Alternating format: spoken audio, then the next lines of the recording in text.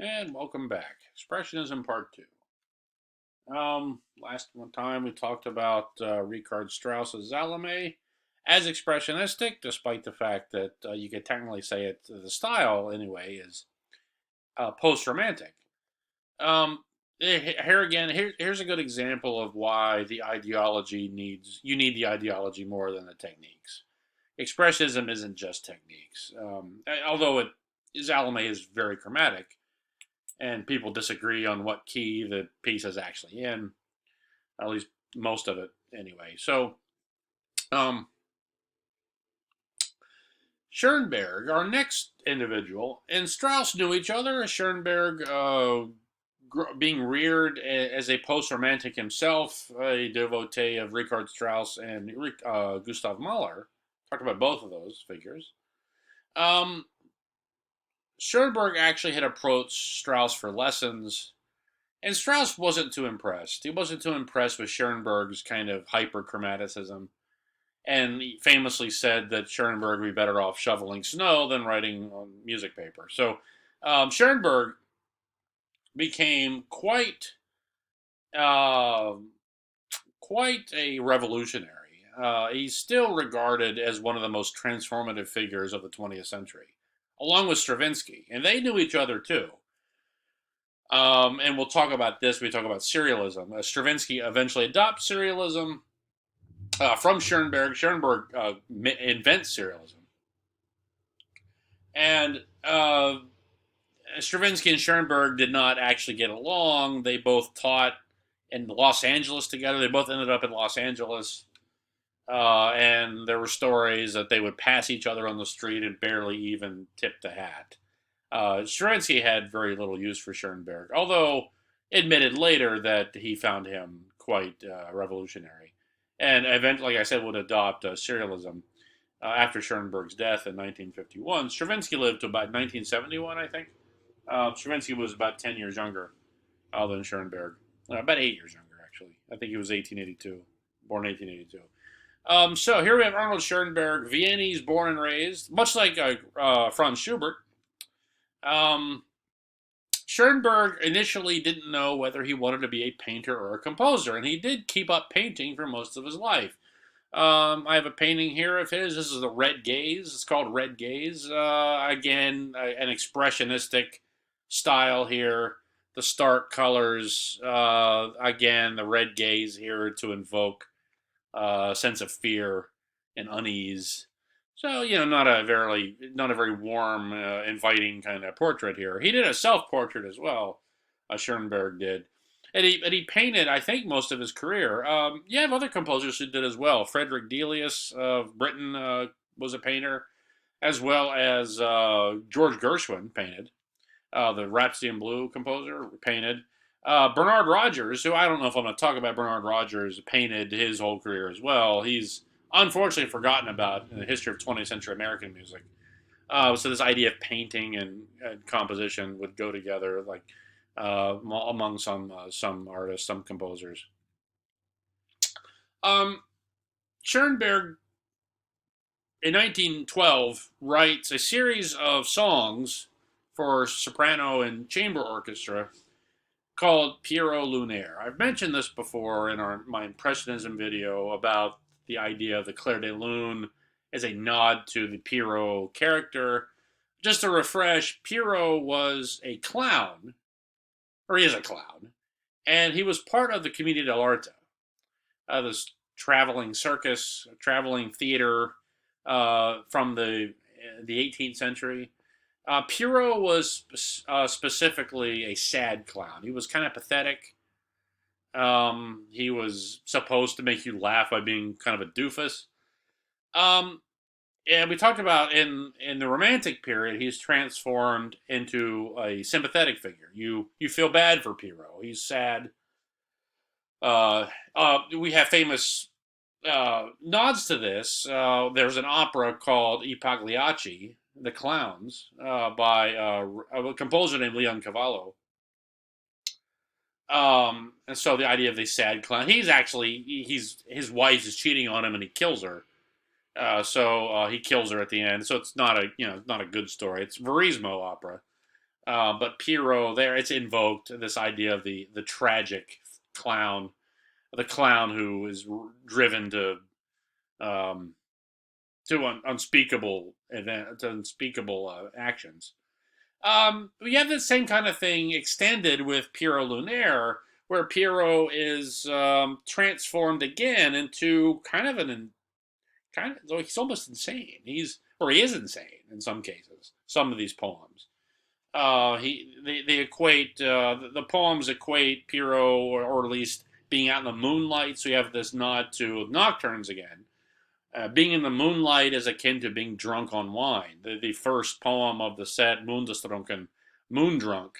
So being intoxicated on wine. The poems are by Albert Giraud. He was a Belgian poet. Schoenberg keeps the language in German, although the title, as you can see, is in French. There's kind of a reason for this I'll spill at the end here. But it was really unheard of for its day. It was as shocking to the world as Rite of Spring was. We talk about Rite of Spring being shocking maybe more for the dance than for the music, and that whole idea of the riot was overstated. Well, Pierrot Lunaire was similarly riotous for his use of atonality and something called Sprechstimme, which is the song-like aspect of this, is in between speech and singing. It's not quite singing, it's not quite speech. Kind of a, how do I describe this? An exaggerated kind of speech. If I all of a sudden started speaking in Sprechstimme, if I did this lecture in Sprechstimme, if I talked about, if I did something like this, just really weird, kind of goofy, like that's kind of the sound you get with Sprechstimme. This really dramatic rising and falling of the voice. Again, between speech and song. Literally means speech voice, Sprechstimme. I think that's what it means, speech voice. Um, this use of an odd timbre kind of enhances the story. You talk about some of these songs here. I'm going to talk about, there's 21 of them, again, so I'll talk about 3 of them. Some of my favorites. Mundestrunken I've mentioned already. Drunk on Moonlight. So Pierrot is in the moonlight and he's gradually becoming crazier. Pardon the ableist term there, but he's gradually becoming more insane. He's losing his mind. Some of these are nods to older composers, like Valse de Chopin is an atonal waltz, talking about, and Chopin isn't mentioned by name, but uh, he's mentioned figuratively. So you have a reference to as like a pallid drop of blood staining the lips of a consumptive. So you remember Chopin died of consumption, tuberculosis, and would, when he was giving concerts, would sometimes spit out blood, and blood would get on the keys, and you have the idea of blood on the lips of a consumptive. Terrible way to die from consumption. So Chopin is referenced in this very atonal waltz. My favorite song of the set is called Gemeinheit. It's called A Mean Trick. And so you have Pierrot and his friend, Pantaloon, who's another clown from the Commedia dell'arte. And so Pierrot takes a drill. Remember the old drills? Maybe your grandfather had one of these. It was like you had to crank it. So he takes this drill and he drills a hole in his friend's head. Just drills a hole in his head. And then sticks a pipe stem in. And then starts packing his head with cherry tobacco and smokes tobacco out of his friend's head while his friend is screaming. You can hear the friend screaming, Pantaloon screaming in the music. The flute, the piccolo is really high squealing. It's kind of a programmatic element. It's supposed to be Pantaloon screaming. So Gemeinheit is this mean trick. He's named Cassanders. Pantaloon is named Cassanders in the poem. I think it's the same figure, Pantaloon and Cassanders. So you have that element. Again, you're terrible. Like, you're murdering your friend because you want to smoke tobacco. Another song here I'll mention. I won't talk. I'll talk about. I should maybe put it up here. It's called Rote Messe. It's the Red Mass. and Pierrot is leading a church service, a Catholic church service, and he reaches into his chest and pulls out his heart, and his heart is beating in his hands. There's like blood running down his arm. So if you ever seen Temple of Doom, where the guy, spoiler alert, he takes the heart out of some guy, this priest, and it's kind of like that. So you have this Temple of Doom moment. Um, so you get a sense of just how the atonality actually works with expressionism. Like it's this. I mean, it's not like I said. It's not random. It's not random music. It's not nothing random about it. It's very controlled. But it gives the impression of randomness. But it actually goes. It actually enhances. It goes very well with the subject matter. Expressionism will tend to have this kind of subject matter. It will be. It has to have subject matter to be expressionistic. It will have this very dark, ugly kind of element to it. And the atonality, the extreme chromaticism goes a long way into enhancing that. It works very interestingly. It's already posted. I've got all of Pure Lunaire posted to, I think is a theatrical version, posted to our listening list. So have a listen. Not music people like. This is usually where people start to think this stuff is getting kind of odd. It starts really with Schoenberg, but Schoenberg's very transformative, as we'll see with serialism, and most of the academic circles in classical music will follow Schoenberg. Even still, somewhat today, serialism is still in practice.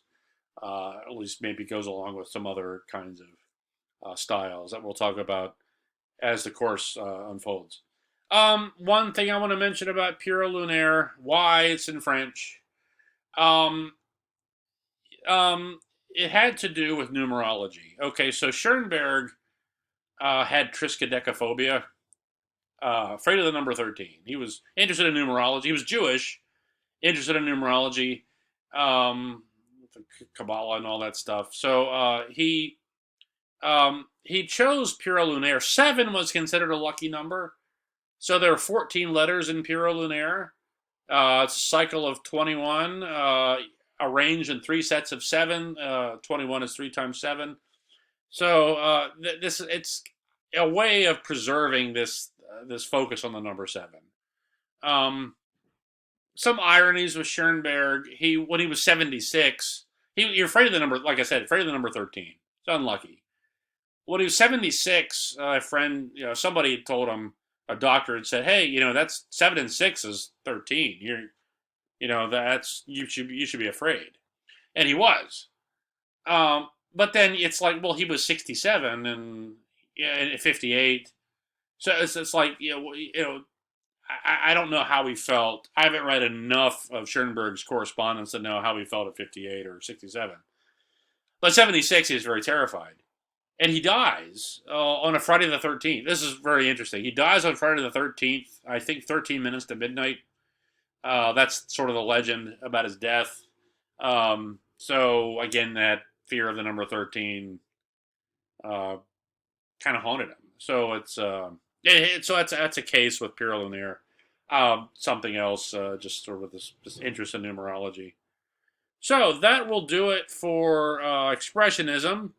I do have a listen. Like I said, I'll post all of Zalame, and Pure Lunaire is already posted. So, like I said, do have a listen. Send along any questions you might have, and I'll see you guys next time. Probably later this week. I'll keep up with our lecture series. So, see you in a little bit.